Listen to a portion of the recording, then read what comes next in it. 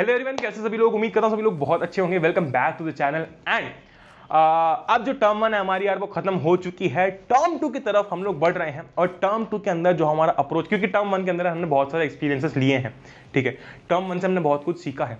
Term 2 हमारी start हो रही है, मतलब आने वाली है, और इसके लिए जो प्रिपरेशन है, जो बेस्ट अप्रोच है, आज उसको लेकर हम लोग बात करने वाले हैं, स्पेशली साइंस के लिए। क्योंकि यहाँ पर यार जो आपका टर्म 2 का पैटर्न रहेगा ना, अगर सब कुछ ठीक रहता तो आपको जो टर्म 2 का पैटर्न रहेगा that is going to be descriptive. और ये लिखने वाला जो काम है ये आपकी पिछली बैच, उसकी पिछली बैच, उसकी पिछली बैच करते आ रही है। तो यहाँ पर बहुत सारी ऐसी चीजें हैं जिनका अगर हम लोग ध्यान रखते हैं ना, तो किसी भी सब्जेक्ट में हम लोग बड़ी आसानी से 98% या फिर अच्छे नंबर स्कोर कर सकते हैं, ठीक है। तो आज उसी अप्रोच के बारे में हम लोग बात करने वाले हैं। बहुत इंपॉर्टेंट वीडियो है, मेक श्योर कि आप इसको आखिर तक देख रहे हैं। इसी के साथ साथ अगर आप नए हैं चैनल के ऊपर, हमने टर्म 1 के टाइम में बहुत तबाही मचा रखी है, ठीक है। यानी कि हम लोगों ने सारे सेशंस किए हैं, सारे लेक्चर्स आ चुके हैं यहाँ पर, ठीक। वैसे ही टर्म 2 के टाइम पे हम लोग बहुत तबाही मचाने वाले हैं। तो अगर आपने अभी तक चैनल को सब्सक्राइब नहीं किया है, आप उस लाल बटन को दबा के चैनल को सब्सक्राइब कर सकते हैं। साइड में आपको एक बेल आइकन मिलेगा, अगर आप वो प्रेस करते हैं तो सारे नए वीडियोज का नोटिफिकेशन आपको आते रहेगा। विद दैट बीइंग सेड, बिना किसी देरी के स्टार्ट करते हैं। अब टाइम वेस्ट ना करते हुए आगे बढ़ते हैं यार, ठीक है। क्योंकि सीधी सी बात है, ये हमारे कुछ चैप्टर्स है जो कि टर्म 2 में आने वाले हैं, है ना। इसमें ये आपके पहले 2 केमिस्ट्री के चैप्टर्स हैं, ये 2 आपकी बायोलॉजी के चैप्टर्स हैं, ये 2 जो है आपकी फिजिक्स के चैप्टर्स हैं। आर एनवायरनमेंट को मैं किसी भी पर्टिकुलर सब्जेक्ट केमिस्ट्री, बायो या फिर फिजिक्स में नहीं गिनता हूं, क्योंकि वो एक ऐसा चैप्टर है जो कि मैक्सिमम बच्चे सबसे आखिरी में करते हैं, ठीक है। मतलब ये 2-3 घंटे का चैप्टर भी नहीं है, ठीक है। Very good. तो इसलिए मैं इसको जनरली गिनता नहीं हूँ, क्योंकि अगर तुम उसको किसी भी सब्जेक्ट में गिनोगे ना, फिर तुमको लगेगा यार इस सब्जेक्ट में तो 3-3 चैप्टर्स करने, तो मेंटल पीस के लिए इसको फिलहाल के लिए हटा दो, क्योंकि वैसे भी ये ज्यादा टाइम लेता नहीं है ना। ग्रेट। तो हमें बात करनी है इन सभी चैप्टर्स को लेकर। वीडियो में आगे बढ़ने से पहले क्विकली 1 मिनट में मैं कुछ बहुत इंपॉर्टेंट तुमको बताना चाहता हूँ। पहला ये कि carbon and compounds easy chapter है, बहुत सारा रिडक्शन हो चुका है, periodic classification of elements theory based है। बायो में हमको यहाँ पर सबसे ज्यादा इस बार ध्यान देना पड़ेगा, क्योंकि यहाँ पर बायो में बहुत सारी चीजें हैं याद करने वाली। इलेक्ट्रिसिटी में हमें यहाँ पर न्यूमेरिकल्स पर खास ध्यान देना है, और magnetic effects of electric current के अंदर भी हमें थ्योरी पर यहाँ पर ध्यान देना होगा, क्योंकि ये भी आपका मोस्टली थ्योरी बेस्ड चैप्टर है। आगे बढ़ते हैं, ठीक है। बात करते हैं, सब कुछ ठीक है, टर्म 2 आएगी, टर्म 2 की एग्जाम देनी है, पर टर्म 2 में डिफरेंट क्या है भैया? ऐसा क्या डिफरेंट है जो कि टर्म 2 को टर्म 1 से बहुत अलग बनाता है? देखो, पहली चीज तो ये है, मतलब आप ये बोलोगे ना कि यार, मतलब तुम ये बोलोगे कि यार भैया टर्म 2 तो वही ना, चैप्टर्स तो उसी बुक से पढ़ने हैं हमको, पर यहाँ पर पढ़ने का तरीका बदल जाता है। यहाँ पर आपका डिस्क्रिप्टिव अप्रोच है, आपको आंसर टिक नहीं मारने, आपको आंसर लिख कर आना है। अगर 1 मार्क क्वेश्चन है तो आपको वैसे लिखना है, 2 मार्क क्वेश्चन है, 4 मार्क क्वेश्चन है तो वैसे लिख कर आना है, लंबे लंबे आंसर्स लिखने हैं। तो यहाँ पर बात अब सिर्फ टिक मारने की नहीं है, आंसर्स लिखने कैसे हैं, आंसर का फॉर्मेशन क्या होना चाहिए, ठीक है, उन सब चीजों को लेकर है। उसके बारे में हम लोग डिटेल वीडियो में बात करेंगे, उसकी चिंता मत करो, पर ये एक डिफरेंट अप्रोच है।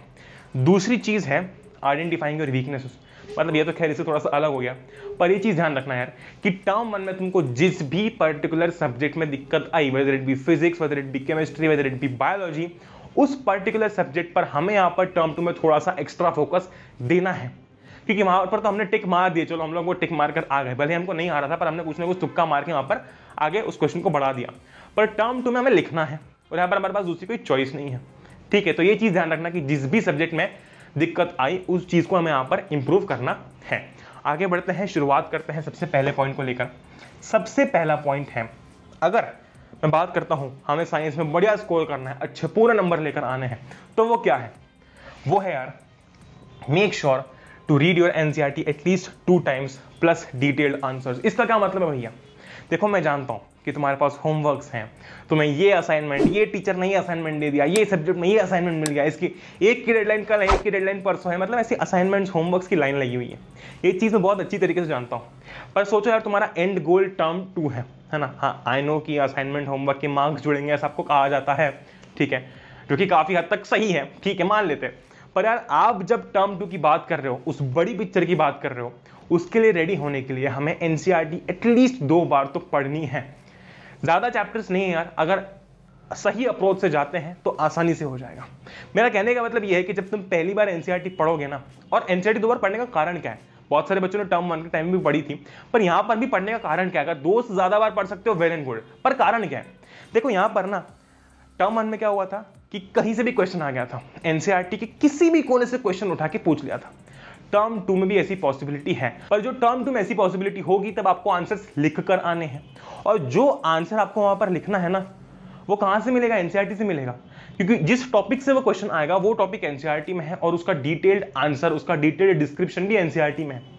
तो आपको याद रहना चाहिए, इसलिए एनसीईआरटी एटलीस्ट 2 बार पढ़ना इंपॉर्टेंट है। पहली बार जब तुम पढ़ोगे अंडरलाइन मारोगे, दूसरी बार जब तुम पढ़ोगे वही अंडरलाइन चीजों को पढ़ोगे, है ना, उन्हीं से आपके डिटेल्ड आंसर्स बनेंगे, राइट। और आगे जाके मैंने तुमको और एक प्रैक्टिस वाला पोर्शन भी बताया, उस चीज को भी प्लीज ध्यान रखना। तो इन चीजों का ध्यान रखना बहुत इंपॉर्टेंट है कि एनसीईआरटी आप एटलीस्ट 2 बार कर रहे हो और अच्छी तरीके से कर रहे हो, ताकि जब कोई भी क्वेश्चन आपके एग्जाम में आता है आप उस पर्टिकुलर पैराग्राफ को उठा के सीधा छाप सको, है ना, अपनी तरीके से रिफॉर्म करके। वो भी मैं आगे तुमको बताता हूँ। आगे बढ़ते हैं यार। जब मैं आगे बात करता हूँ सेकंड पॉइंट की, तो it is identifying the deadline and working according to it. हमें जानना होगा कि हमारी जो टर्म 2 है, ठीक है, वो मार्च के अराउंड आ जाएगी। तो मोटा मोटा हमारे पास में जनवरी और फरवरी बचता है ना, यानी कि 2 महीने बचते हैं। अब इन 2 महीनों में हमें हर चैप्टर की डेडलाइन सेट करके चलना है कि भैया इस चैप्टर को मैं इतना समय दूंगा, इससे ज्यादा समय मैं अफोर्ड नहीं कर सकता हूं, क्योंकि इससे ज्यादा समय अगर मैंने इस चैप्टर को दिया तो मेरे बाकी के चैप्टर्स नहीं होंगे, है ना। अच्छा, एक और चीज मैं तुमको बता दूं यार इसी सब के बीच में कि we have come up with a victory batch. ये जो विक्ट्री बैच है, इसके अंदर यार आपके जो फेवरेट एजुकेटर्स, टीचर्स हैं, जैसे कि प्रणय भैया हो गए, मैं हो गया, शुभम मैम हो गई, रुबेना दीदी हो गई, ठीक है, ये सारे जो हैं इस एक पर्टिकुलर कोर्स के अंदर हैं। इस कोर्स में यार सब कुछ डिटेल तरीके से करवाया जा रहा है, आपके टर्म 2 की प्रॉपर प्रिपरेशन करवाई जा रही है, हर मतलब बिल्कुल टाइम टेबल के अकॉर्डिंग सब कुछ चल रहा है, और ये भी फरवरी तक आपका, फरवरी 20 तक कुछ जो है वो खत्म हो जाएगा, ठीक है। इसके अंदर सब कुछ है, आपकी मॉक टेस्ट हैं, डिटेल्ड बिल्कुल डिस्क्रिप्टिव लेक्चर्स है, जो कि टर्म 2 के लिए इंपॉर्टेंट है, क्योंकि वहां पर आपको लिख के आनी चीज है, तो आपको उस तरीके से डिस्क्रिप्शन पता होना चाहिए। मॉक टेस्ट जैसे कि मैंने बताया, होमवर्क मिलेगा आपको प्रैक्टिस करने के लिए, डाउट सॉल्विंग, हाथों हाथ अगर डाउट आता तो वहां पर सॉल्व हो जाएगा। तो ये सारी चीजें उस कोर्स के अंदर आपको देखने को मिलेगी।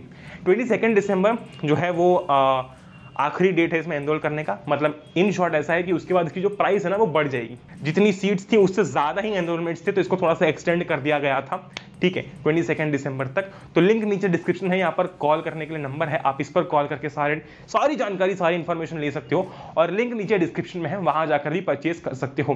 पर मेक श्योर कि अगर आपने प्लान बनाया, अगर आप चाहते हो परचेज करना, कोई जबरदस्ती नहीं है कि यही लो, नहीं तो कुछ जबरदस्ती नहीं है, अगर आप चाहते हो तो लिंक नीचे डिस्क्रिप्शन में यहाँ पर नंबर है, आप जाकर जो है वो इस पर कॉल करके सारी डिटेल ले सकते हो। यूट्यूब पर जो लेक्चर्स हैं वो तो आते ही रहेंगे, उसमें कोई भी यहाँ पर दो राय नहीं है, मैं फिर से ये चीज आपको बता देता हूं। आगे बढ़ते हैं, अब बात करते हैं हम लोग नेक्स्ट पॉइंट की, which is going to be detailed reading plus written practice. जब एनसीईआरटी पढ़ोगे, ठीक है, जब एनसीईआरटी पढ़ोगे ना, उसके बाद में जब मान लो कि तुमने ये वाला कोर्स लिया या फिर तुम कहीं और से पढ़ रहे हो, तुम जो कुछ भी कर रहे हो, ठीक है, जब भी तुम्हें क्वेश्चन मिलेगा ना, तो उस क्वेश्चन को सिर्फ याद मत करना, या फिर जब भी तुम किसी क्वेश्चन का आंसर एनसीईआरटी में ढूंढते हो, उसको सिर्फ याद करके मत छोड़ना। क्योंकि अगर सिर्फ याद करके छोड़ दोगे, स्पेशली साइंस में, स्पेशली बायोलॉजी में, स्पेशली केमिस्ट्री में, पीरियोडिक क्लासिफिकेशन में, स्पेशली मैग्नेटिक इफेक्ट्स में, ठीक है, अगर सिर्फ पढ़ के छोड़ दोगे ना, गारंटी है इस चीज की कि वो चीज तुम 1 से 2 दिन बाद भूल जाओगे, ठीक है। तुम खुद एक्सपेरिमेंट करके देखना, तुम ना किसी भी चैप्टर को उठाना, उसको याद करना, याद करने के बाद में उस चैप्टर की एक टेस्ट देना छोटी सी, ठीक है, उसमें खुद ही टेस्ट बना लेना, भले तुमको लगे तो खुद टेस्ट बना लो, ठीक। और उस टेस्ट के अंदर जो है 5-6 क्वेश्चंस रखना, ठीक है, और उन 5-6 क्वेश्चंस को पहले याद करना और उसके बाद में लिखना। बहुत हाई चांसेस है कि लिखते लिखते तुम किसी पर्टिकुलर क्वेश्चन का आंसर भूल जाओगे, या फिर कोई पर्टिकुलर लाइन भूल जाओगे, या फिर उस क्वेश्चन का कोई जो पर्टिकुलर इंपॉर्टेंट पॉइंट होगा वो भूल जाओगे, ठीक है। ये जो चीजें हैं ये तुम ना भूलो, इसके लिए रिटन प्रैक्टिस करना बहुत इंपॉर्टेंट है ना। इसके लिए तुम प्रैक्टिस रिटन तरीके से करो, सही तरीके से करो, ये करना बहुत इंपॉर्टेंट है। इसलिए मेक श्योर कि तुम बायोलॉजी जैसे सब्जेक्ट में या फिर तुम्हारे फिजिक्स में, मैग्नेटिक इफेक्ट्स में कुछ जो क्वेश्चंस हैं, कुछ जो आपके ऐसे स्पेसिफिक डिटेल्ड क्वेश्चंस हैं, उनकी रिटन प्रैक्टिस जरूर करो। बायोलॉजी में डायग्राम्स की रिटन प्रैक्टिस एटलीस्ट 5 से 6 बार करके रखो, ठीक है, क्योंकि वो डायग्राम्स तुमको बनाने रहेंगे, है ना। तो मेरा कहने का मतलब ये है यार कि जो क्वेश्चंस ऐसे इंपॉर्टेंट है, डिटेल्ड है, बड़े हैं, उनका आंसर एक बार खुद लिख के प्रैक्टिस कर लो। क्योंकि अगर एक बार वो दिमाग में छप गया ना, यहाँ जो लिखी हुई चीजें वो पेपर पे छप गई, है ना, तो तुम्हें वो चीज याद रहेगी, क्योंकि तुम उस चीज को दिमाग में भी रखे हुए हो और पेपर पर भी उतार रहे हो। पर सिर्फ दिमाग में रख के जाओगे, पेपर में लिखते समय हो सकता है कि भूल जाओगे। इसलिए प्लीज इस चीज का ध्यान रखना कि डिटेल आंसर्स तुम लिखो, ठीक है। ग्रेट, आगे बढ़ते हैं। रिटर्न प्रैक्टिस करना इंपॉर्टेंट है।